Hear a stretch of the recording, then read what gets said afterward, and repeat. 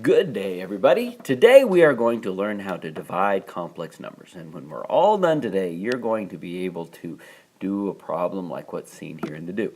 Now, our wicker, know and do, is the same as it was the last class period. So go ahead, pause it, just write it down. But today we have a special treat. Miss Nyman, my TA from K-State, is going to help me in teaching this lesson. Say hello, Miss Nyman. Hi, guys. All right, so let's go ahead, pause it, get down this know and do, and let's get started. Okay, let's spend a little time reviewing. So in looking at this first problem here, notice that we have 5i to the 10th. Now, remember, if I take a look at these, remember we learned that it was cyclic. In other words, it repeated every fourth. Okay, so that tells us that if I have I to the 10, that tells me that 4 goes into 10 how many times? Well, twice, with a remainder of 2, right? So that tells me that it goes through here 1, 2, 3, 4, and it does that twice and ends up here. So it's going to be at I squared, which is -1. So that one there is simply going to be 5 times a -1 or -5. Okay, let's review the second one. We have I to the 27th. Well, again, for this one here, it's cyclic every 4, so 4 goes into 27 how many times? Well, looks like it goes in there what? Does it go in there 7? Nope, 7 is too many. Does it go in there 6? Yes, goes in there 6. So 6 times 4 is 24, leaving me with a remainder of what?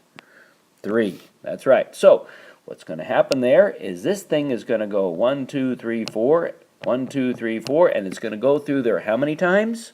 If you said 6, you are correct. And we're going to be left where? Well, 1, 2, 3. So it's the same as I cubed, which is -I. So that's going to give us simply -I for our answer. Okay, well, we're going to review a little bit more, and I'm going to let Miss Nyman talk to you about this second review. All right, here we go. We're going to talk about the complex conjugate. Okay, so we know that a complex number is composed of the real part and the imaginary part. And so the complex conjugate simply means you're going to take the opposite of the imaginary part. So here's your imaginary part, and you're going to take the opposite of it, so your final answer should be 9 plus I. Alright, so here we go. We're going to do B now. So we have our real part, and we have our imaginary part. So this is the real, this is the imaginary. So what is our conjugate going to be? So here's our real part, square root of 3, opposite of the conjugate, minus I. Now, Miss Nyman, why did you recommend that, why did you flip it around? Why did you put the real part first and the imaginary part second? Is there some importance in that area? Well, it's a lot easier to read. Yeah, now in class, guys, what did we talk about? We talked about standard form, right? And we talked about the standard form being an A plus BI form. So make sure, guys, you always put the real part first and the imaginary part second, because that is standard form for a complex number. Great. All right, here we go with C. So our real part is not there, so we're going to say our real part is 0, right? Whoops. Real part is 0. And our imaginary part is the -8i. Okay, so we're going to say that our complex conjugate is going to be the opposite of the imaginary part, meaning our final answer, 0 plus 8i. Now, Miss Nyman, do they have to put the 0 plus 8i, or could they just put the 8i? They sure could just put the 8i. Very good. All right, guys, that's enough review. Now let's take a look at dividing complex numbers. All right, so here we go with the new stuff. So we're going to learn to divide complex numbers. Okay, so we can see that in the numerator we have a complex number, and in the denominator we also have a complex number. Okay, So the first thing you're going to do when you're working through these problems is that you're going to multiply the top and the bottom by the conjugate, okay, the complex conjugate. So here we go. The complex conjugate of the denominator is what? Okay, so it's going to be I, right? So you're going to multiply the top and the bottom by I, okay? So then you're just going to multiply the fraction like you normally would, right? So on the top we have, I'll write it down here, we have 3 plus 8i multiplied by an I, and that's all divided by negative I multiplied by I, alright? So when you multiply that out, you're going to distribute so that it ends up being 3i plus 8i squared for the numerator divided by negative I squared in the denominator, right? Now guys, remember here, I'm okay. You might want to, just for the sake of doing it, if it helps you, show your arches where you're going the I times first the imaginary part of the complex number, and then the I times the real part. So show your arches if that helps you not to lose out on any of your multiplication. Great. Okay, so as we're going to keep going, what do we know about I squared? I squared equals negative 1, right? So now we're going to replace, I'm just going to box this so we know what it means. Now we're going to replace any time that you have I squared with a negative 1. So now we have 3 times I, that stays the same, plus 8 times negative 1. We're going to substitute that in for the I squared. Still divided by negative, then we have another I squared, so we're going to substitute another negative 1. Right, you with me? Okay. So now, we're going to simplify, and we have our 3i plus 8 times negative 1, and that simplifies to minus 8, divided by a negative 1, which is just plus 1. Okay? And we want our final answer to be in the form a plus bi, and so at the end, our answer is going to be negative 8, which is our a, our real part, plus 3i. And that is our final answer. Okay, here we go with F. So in E, we multiply the top and the bottom by the complex conjugate. So we're going to do the exact same thing. So here we go, we're going to multiply the top and the bottom. What's our complex conjugate of the denominator? So if you said 2 plus I, you're right, because that's the opposite of just the imaginary part. And we're going to multiply the top and the bottom by 2 plus I. I'm going to draw this line so we don't get confused here. And we're going to simplify. So on top we have 3 minus I multiplied by 2 plus I. And on the bottom we have 2 minus I multiplied by 2 plus I. Okay, so now we're going to simplify. So we're going to distribute the top and the bottom. So let's look at the top first. We have our 3 times the 2 and the I, and then we have our negative I times the 2 and the plus I.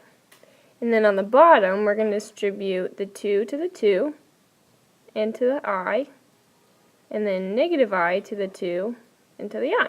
Alright? So, 3 times the 2 on top is going to be 6, right?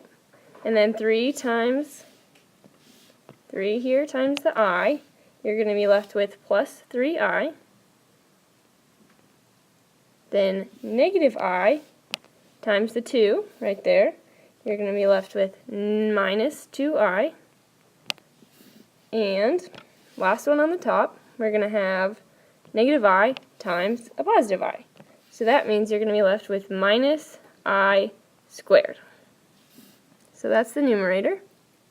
Denominator, you're going to do the same thing. We have our 2, the first 2 to the second 2, and that's going to be 4. Then we have our 2 times the plus I, so that's going to be plus 2I. Then we have our minus I times the positive 2, so that's going to be minus 2I. And lastly, we have our minus I times the plus I, and that's going to give you minus I squared. Great, now we just have a couple more steps until we're all done. So let's look at the bottom. Here we have a minus 2I and a plus 2I, right? This right here, okay? So that is actually going to cancel each other out, right? And on the top, we're going to simplify so that our, like we said over here, our our I squared is going to be negative 1. So we're going to substitute that in again. So 6 on top, 3I minus 2I. How many i's are left over? Just 1. So it's just going to be 6 plus I minus, we said that I squared over here is negative 1. So minus I squared, which we're going to substitute negative 1. And in the denominator, we have 4. We said that the plus 2I and the minus 2I are going to cancel out. Then you have a minus I squared again, and once again, I squared is negative 1. So I totally just realized that cancel is the bad word, right? So plus 2I and minus 2I, they don't cancel. They just add out to 0 or subtract to 0. Alright, so now we've got that cleared up. We're going to keep simplifying. So on top, we're going to have 6 plus I plus 1, because a minus a negative 1 is going to be plus 1. And on the bottom, we have 4 plus 1. Okay, so here's our final step. For simplification, we have 6 plus 1 for the real part, which is going to be 7 plus I divided by 5. Okay, now recall that here it says we want it in the form a plus bi, and so that means we're going to have to divide the 5 into the 7 and into the I so that there's no denominator. So here we go, 7/5 is going to be our real part, plus 1/5 times I. And that is your final answer because now we have it in the form a plus bi. Alright, we're going to keep going with G and H. So our first step, remember, is going to be to multiply the top and the bottom by the complex conjugate. So I'm going to use black this time, and we're going to say the complex conjugate is what? Our real part is 1, opposite of the imaginary part, so that's going to be plus 2i this time. And we're going to multiply by the top and the bottom. Okay, cool. So on the top, we're going to distribute. So we have 7 by the 1, which is going to be 7. 7 by the 2i, which is going to be plus 14i. Negative 4 to the 1, which is minus 4i. And minus 4i to the 2i, which is going to be minus 8i squared. Denominator, we're going to do the same thing. So we have the 1 to the 1, which is 1. 1 to the 2i, which is plus 2i. Minus 2i to the 1, which is minus 2i. And minus 2i to the plus 2i, which is going to be minus 4i squared. Great. Now we're going to simplify. So on top we have the imaginary part here, which is 14i and minus 14i. So we're going to simplify that to 7 plus 10i minus 8. And what do we put in for I squared? Right, negative 1. And in the denominator we have 1 plus 2i and minus 2i right here. Those are going to add out to 0, subtract to 0, right? So that term completely disappears from the denominator. And we have minus 4 left over. And once again, I squared, which we're going to substitute negative 1. Okay, so now what's left over in the numerator, we have 7 plus 10i. Negative 8 times negative 1 is going to be plus 8. Whoops, forgot my I there. And in the denominator, we have 1 plus 4. Alright, so here's our final step. We have 7 plus 8, which is 15 plus 10i, divided by 5. And this works great because 5 goes into both 15 and 10. So our final answer in our a plus bi is going to be 3 plus 2i. Now something else, guys, I might want to jump in and mention. In class, one way I showed you how to do that is we can write it like this. We can just distribute the 5 into both of them. So if you don't quite see what she did, all she did is she just distributed the 5 into the 15 and into the 10. And then she just simplified it to get there. Alright guys, we have one more left, but I think this video is probably long enough. So we're going to pause it here. And I'd like you to work through the last one on your own and bring it to class already worked up and done. So anyway, let's call it a night and let's get to the assignment. Alright, here's your assignment, and this is due in class next time. Have a good day. Bye!